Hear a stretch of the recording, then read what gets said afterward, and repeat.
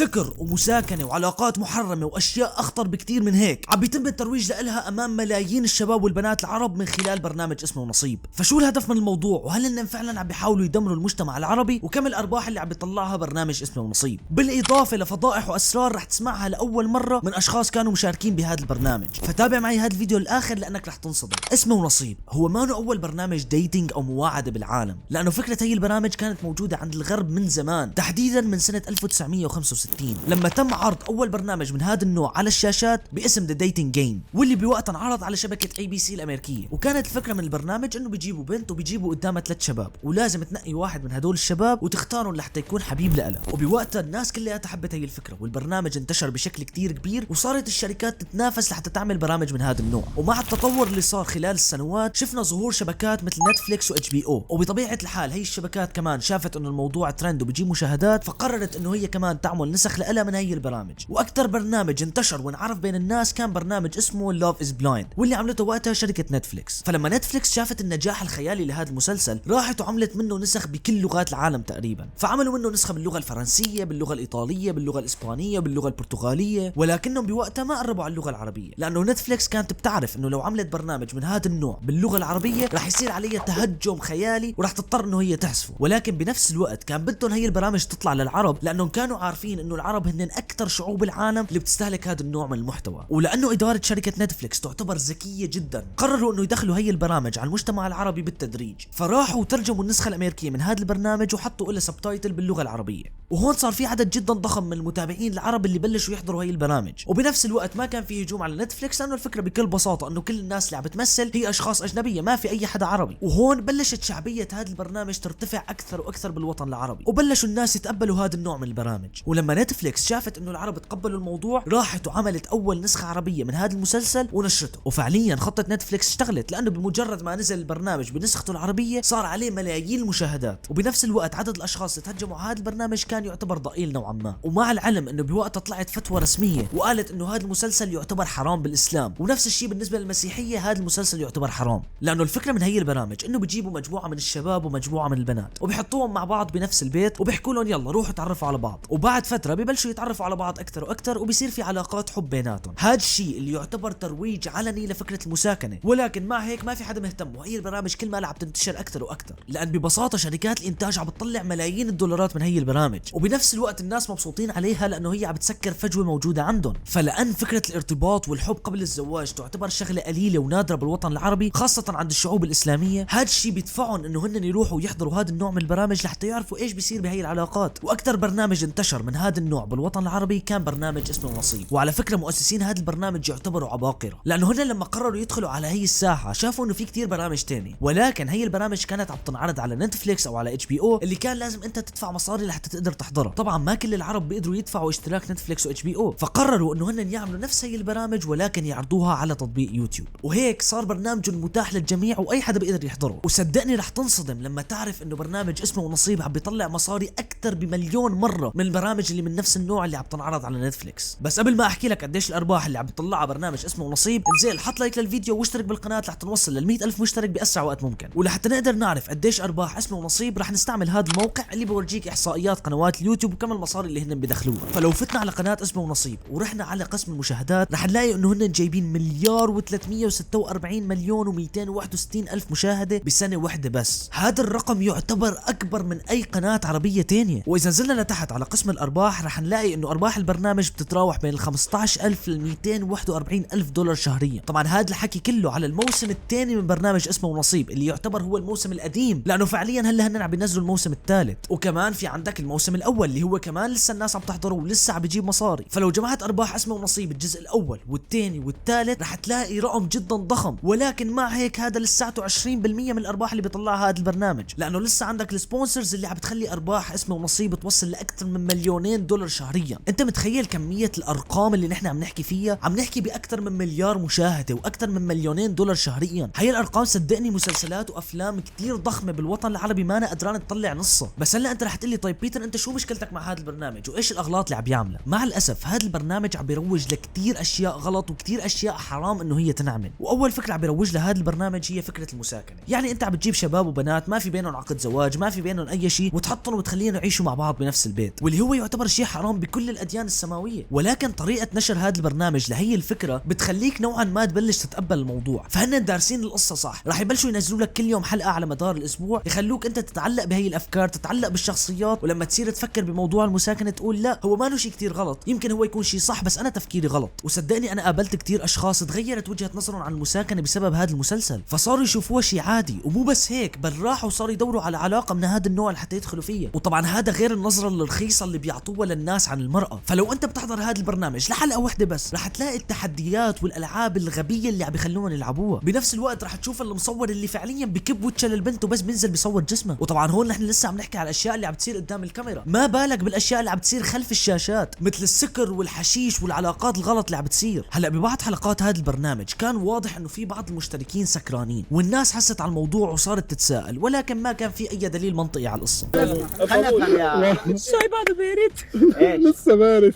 بس طيب. انا مش عارف اقول لحدا تمام. لا والله جيب لنا جيب لنا معاك والله كل يوم اشرب شيء انا. لحد ما طلعت البنت نفسها الموجوده بالفيديو وحكت انه ايه الشباب اللي كانوا معي بالفيديو كانوا سكرانين. وهذا الشيء ويحششوه ويشربوا وما يوقفوا شراب. يعني انت بتشرف بلدك؟ انت ما كنا نسمع صوتك الا وانت شارب. يتحداني يقول لي نزلي الفيديو، بنزله هلا. يعني هو ما شاء الله عليه ما يوقف الصلاة. انت سكيري، انت بس سكير وتشرب حتى تنام وتصحى تحشش بتدخلوا حشيش وعم تحكي. واذا انت مفكر انه نحن خلصنا لهون، خليني اقول لك انه انا بعتذر منك، لانه نحن لسه ما حكينا عن الحشيش. فتخيل يا عزيزي المتابع انه هي البنت نفسها طلعت بلايف وحكت انه هي عندها فيديوهات وفضايح للشباب هدول نفسهم وهن عم بيحششوا. وطبعا هي الاشياء كثير كانت واضحه بالحلقات. فسؤالي لك انت بعد ما شفت هي الاشياء كلياتها شو رايك بالموضوع؟ هل هدول الاشخاص بيستحقوا الشهره؟ هل هذا البرنامج بيستاهل انه هو يكون اكبر برنامج بالوطن العربي؟ هلا انت رح تقول بيتر خلص اكيد خلصنا من الصدمات، اكيد ما عاد في شيء اسوأ من هيك. ولكن انا رح ارجع اصدمك مره ثانيه لما احكي لك عن العقد اللي هذا البرنامج عم بيخلي المتابعين يوقعوا عليه، بعدين بيستغلهم من خلال هذا العقد. ولحتى اقدر اشرح لك اكثر عن فكره العقد رح اورجيك لقطات للمشتركين نفسهم وهن عم بيحكوا عن هذا الموضوع. ولكن معلومه كثير مهمه انه انا هي اللقطات اخذها من يوتيوبر اسمه عمر جهاد، وراح اترك رابط قناته تحت بالدسكربشن. هلا انا ما كنتش نعرف الكونسيبت تبع البرنامج، كان هو هيك ما اعطونيش كل الديتيلز، فصراحه ما كنتش عارفه اني على شو مقدمه معه. think but different. لما رحت وقت اللي مشيت قالوا لي انه انا اللي كان لازم ارتبط فيه خلال اسبوع، وانا ما كنت بعرف هذا الشيء. كان لازم ارتبط انا خلال اسبوع، او بيقولوا لي انه حتطلع يعني فلازم ترتبط. فمثل ما شفتوا هي البنت قاعده بتحكي انه هي ما بتعرف شو رح يصير بالبرنامج، هن بس حكوا معاه قالوا لها تعي في عنا برنامج بدنا نصوره، الفكره منه انه رح يكون في هيك شباب وبنات تطلعوا تنبسطوا مع بعض ونصور، ورح يكون رياليتي شو. ولكن ما اعطوها التفاصيل، ما حكوا لها انه انت لازم تروحي وترتبطي بشاب غصب عنك. فمن بعد ما راحت على البرنامج وشافت انه هن عم يجبروها تعمل اشياء ما كان بدها تعملها، راحت وعملت فيديو وحكت عن الموضوع. فعمر جهاد اجى بيسالها قال لها من بعد ما عملتي هي الفيديوهات هل اجاكي تهديدات؟ بعد ما طلعوا حكوا علي بالبرنامج وشافوا لما انا شو قلت، وشافوا انه صرحت كل شيء يعني وقلت الحقيقه. طبعا هو انا اصلا في يومتها فاتحه لايف وكانوا المسجز يعني في مسجز تهديد. هلا انت رح تقول لي طيب بيتر شو بضمن لك انه هي البنت عم تحكي الصدق؟ بجوز هي تكون عم تكذب، ولحتى اثبت لك رح اجيب لك متسابق تاني اسمه خليل عم بيحكي عن نفس الموضوع. بالبدايه لما انا انعرضت علي فكره البرنامج كلها بشكل كامل ما كنت عم بعرف تفاصيل شو الحدث اللي حيكون. حكوا لي انه عم بيصوروا رياليتي شو، تمام. بحثت على الانترنت شو رياليتي شو ولقيت انه شيء جميل، يعني في بروجرام ما كان موضح لي انه سبيسيفيك عن موضوع الحب والغرام وعشق. هلا اللي صار زي هيك انه انا رحت هناك على المقابله، فقلت فرصه انه انا اتعرف على الشباب وصبايا هناك ونعمل شغل. قلت لهم طب ابعثوا لي بروفايل الناس الموجودين هناك، بعثوا لي بروفايل ريتا حظ، فرجت ولا بروفايل حدا يعني. مهم رحت هناك احكوا لي شو الموضوع، قالوا والله في برنامج راح يتعرفوا الشباب على الصبايا، ما حكوش اي شيء له علاقه بالحب وانه سوف يعني انت مجبر على حب حدا هناك وترتبط فيه والكلام هذا. فمثل ما نكون شايفين في اجماع من المشتركين كلياتهم انه هن كانوا رايحين على البرنامج بدون ما يعرفوا ايش رح يصير جواته. هلا انت رح تقول لحالك طب ليش هن ما بيتركوا البرنامج بيمشوا لما يشوفوا انه الوضع مو عاجبهم؟ الفكره بكل بساطه انه هن خلص وقعوا العقد، وبعد ما انت وقعت العقد العقد لو عملت هي الحركه الذكيه انك انت تترك وتمشي، فهون شركه اسمه ونصيب بحق لها ترفع عليك دعوه، ويمكن يكون في عليها غرامات جدا ضخمه، وبنفس الوقت ممكن تنسجن. فهون انت بتكون خلص محطوط تحت امر الواقع، انت خلص اوريدي وقعت، فانت غصبا عنك رح تنفذ اي شيء بيقولوا لك اياه. وهون اداره برنامج اسمه ونصيب صارت تستغل هذا العقد لحتى تخلي البنات يلبسوا لبس هن ما بدهم يلبسوه. فمثل ما شفتوا هذا البرنامج يعتبر جدا غلط بكل النواحي، ولحتى نقدر نوقف هذا البرنامج ما عندنا غير حل واحد بس، واللي هو انه نحن نبطل نحضره، لانه صدقني غير هيك هذا البرنامج مستحيل ينتهي. وعلى سيره النهايه، هل كنت بتعرف انه في كلان اسمه كلان باور حاليا مهدد بانه هو ينتهي بسبب مشاكل صارت بينه وبين البنك؟ فاذا انت ما كنت بتعرف ومهتم تعرف اكثر عن هذا الموضوع، قبوس على هذا الفيديو، بنفس الوقت قبوس هون واشترك بالقناه وفعل زر الجرس حتى نوصل لل 100,000 مشترك باسرع وقت ممكن. وكمان رح تلاقي حساب الانستغرام تحت بالدسكربشن تاعه، واعمل لي فولو وخلينا نتناقش بالمواضيع اللي انت بدك اياها. وبس بشوفكم الفيديو الجاي، سلام.